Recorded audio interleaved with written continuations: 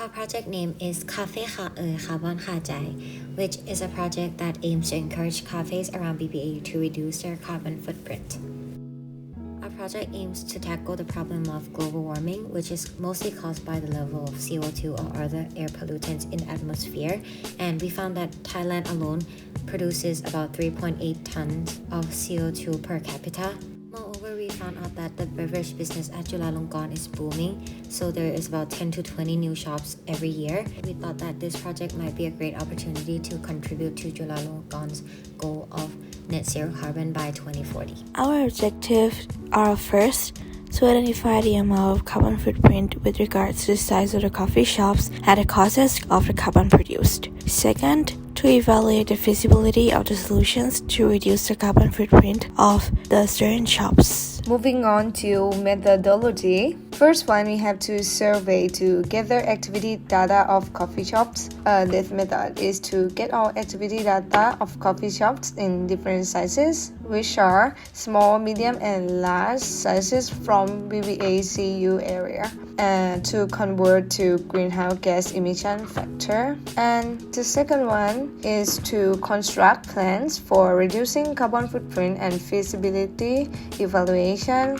So we have to analyze all the activity data that we have gathered from all shops and convert it to greenhouse gas emission factor to construct plans for reducing carbon footprint for all shops. So the result of first activity is that for the scope 2 and scope 3 of carbon emissions, Amazon plant-based or the large-size coffee shop produce the most amount of carbon footprint in general. And we have also calculated the amount of carbon footprint per average amount of cups sold per month, and it is the smallest one, or Zoom Coffee, that released the most amount of carbon footprint per cup sold. For the result of activity 2, we created 6 plans and proposed them to the 3 coffee shops. We found out that 4 out of 6 of the proposed plans were considered practical because 2 or more of the stores approved of them.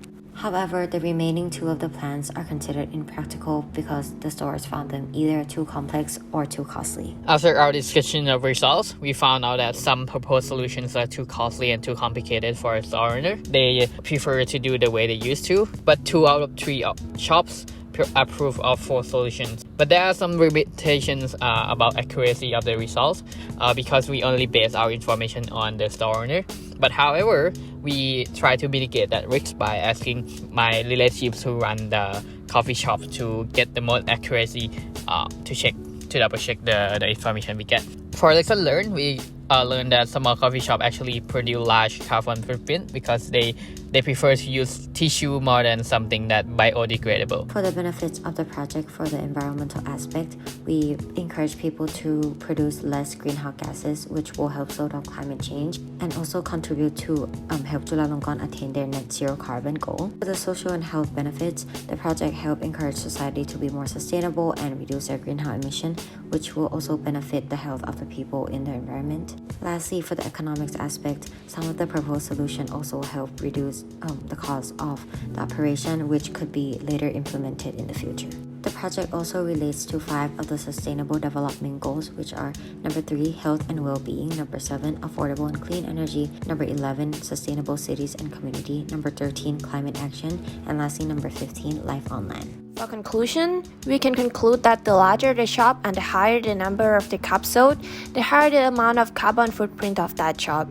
And for the possible solutions that all the shops agreed to be feasible for them is using bagasse tissue instead of regular tissue and adjusting the time for light usage. Next, for recommendation, we suggest the policymakers such as BBA Office and Chulalongkorn to set some regulations to support the coffee shops and facilitate them to implement the plan. And for future work, we suggest them to further study about the amount of carbon footprint that each solution will reduce and what should the beverage shops do in order to be carbon neutral by the year of 2040.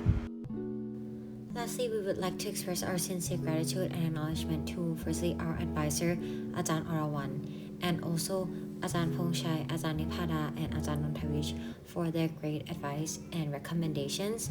Moreover, we would like to send our dearest thank you to the coffee shop owners and staff for being very cooperative during our interviews, and also the team members for equally contributing during the project.